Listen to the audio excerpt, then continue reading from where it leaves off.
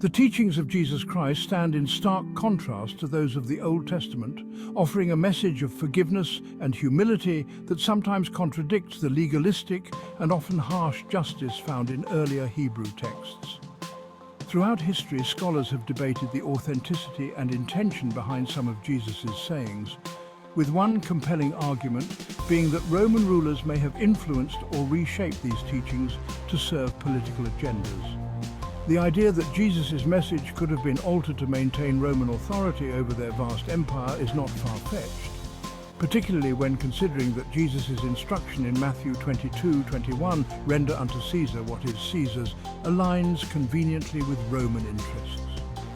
In this article, we will explore the theological and historical context of Jesus' teachings, the contrast between Old Testament and New Testament ideologies, and the potential role Rome played in reshaping the image of Christ into a more submissive and politically beneficial figure for their empire. The Lion of Judah and the Lamb of God, two competing messianic visions. In the Old Testament, the Lion of Judah symbolizes a warrior king who would bring divine justice and liberation to God's chosen people.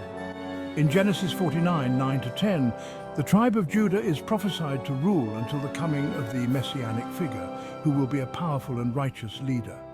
The Lion of Judah was expected to rise as a military leader who would free the Jews from foreign rule and oppression, fulfilling the hopes of a nationalistic Messiah.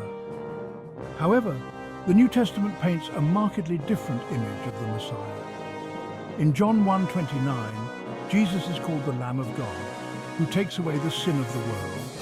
Here, instead of a warrior, we are presented with a figure of humility and sacrifice, a lamb meant to be slaughtered to save humanity from sin.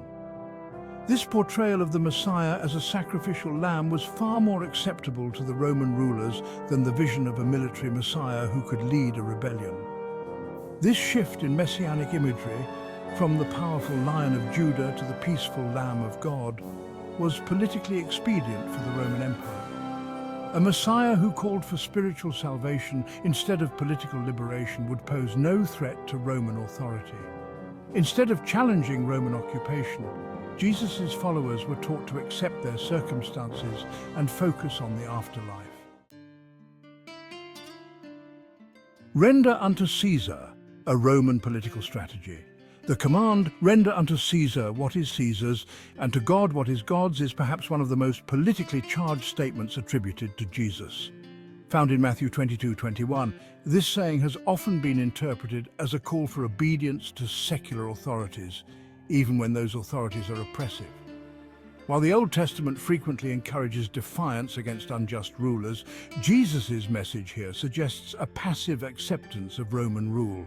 In contrast, the Old Testament contains numerous examples of God's people resisting and defying tyrannical governments. For instance, in Exodus 1:17, the Hebrew midwives defy Pharaoh's orders to kill the male Hebrew babies, choosing to follow God's law instead of man's. Similarly, the story of Shadrach, Meshach, and Abednego in Daniel 3 shows three faithful men who refused to bow down to King Nebuchadnezzar's statue, despite the threat of being thrown into a fiery furnace. Given the numerous examples of civil disobedience in the Old Testament, Jesus' command to render unto Caesar is a striking departure. This shift raises questions about whether Jesus' original teachings may have been altered or emphasized to fit the Roman agenda of maintaining control over the Jewish people and other subjugated nations. Jesus and the Roman Empire. An altered theology? The Council of Nicaea in 325 AD marked a pivotal moment in Christian history. Under the watchful eye of Emperor Constantine, Christian leaders met to standardize Christian doctrine, settling disputes over the nature of Christ and the role of the Church. This council, convened by a Roman emperor, gave rise to the official canon of the New Testament, solidifying the teachings that were deemed acceptable by the Roman state. Many theologians and historians argue that the Roman influence on early Christianity was profound. By promoting a version of Jesus' teachings that emphasized obedience and submission, Roman rulers could use the new religion as a tool of control. Rather than focusing on liberation from oppression, the Romanized version of Christianity preached forgiveness, turning the other cheek, and acceptance of one's lot in life. All messages that would help maintain the status quo. The saying, "Render unto Caesar," is one of the clearest examples of how Jesus' teachings could be interpreted to support Roman rule. By instructing his followers to pay taxes and obey earthly authorities, Jesus seemingly endorsed the very empire that had occupied and oppressed his people. This message of submission was a far cry from the liberation theology found in the Old Testament, where God frequently intervenes to overthrow corrupt rulers and deliver his people from bondage. Contradictions between Jesus' teachings and the Old Testament. The contradictions between Jesus' teachings and the laws of the Old Testament are numerous and significant. In Leviticus 24:19-20, for example, the law of an eye for an eye is explicitly stated, advocating retribution as a form of justice. This concept is diametrically opposed to Jesus' command in Matthew 5:39, where he instructs his followers to turn the other cheek when struck. This emphasis on forgiveness and non-retaliation would have been seen as revolutionary or even dangerously subversive among the Jewish people of the time, whose legal code was based on retributive justice. Furthermore, the Old Testament laws often prescribed harsh punishments for certain offences, including death for adultery, as seen in Leviticus 20:10. In stark contrast, Jesus famously spared an adulterous woman from being stoned, saying, "Let he who is without sin cast the first stone," John 8:7.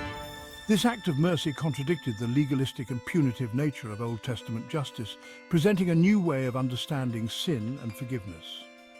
These contradictions have led many to speculate that Jesus' teachings represent a break from the Jewish tradition rather than a continuation of it. Some scholars argue that Jesus' message of love, forgiveness and mercy was a conscious rejection of the Old Testament's emphasis on law and justice, while others believe that these teachings were shaped by the political realities of Roman rule. Rome's use of Christianity for control. As Christianity spread throughout the Roman Empire, it became an increasingly important tool for maintaining control over the population. By promoting a version of Christianity that emphasized submission to authority, the Roman Empire could use the religion to pacify its subjects. Jesus' message of peace and non-violence was far more appealing to Roman rulers than the rebellious nationalism found in the Old Testament.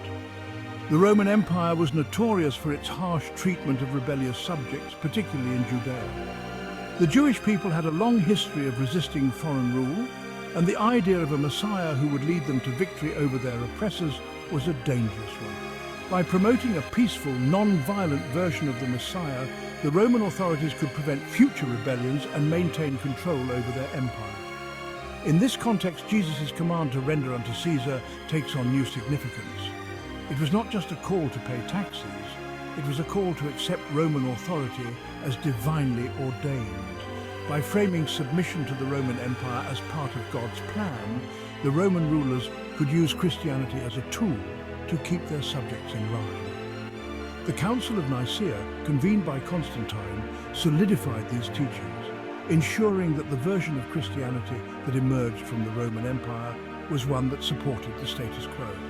By aligning Christian doctrine with Roman interests, the empire was able to use religion as a means of control rather than a source of rebellion.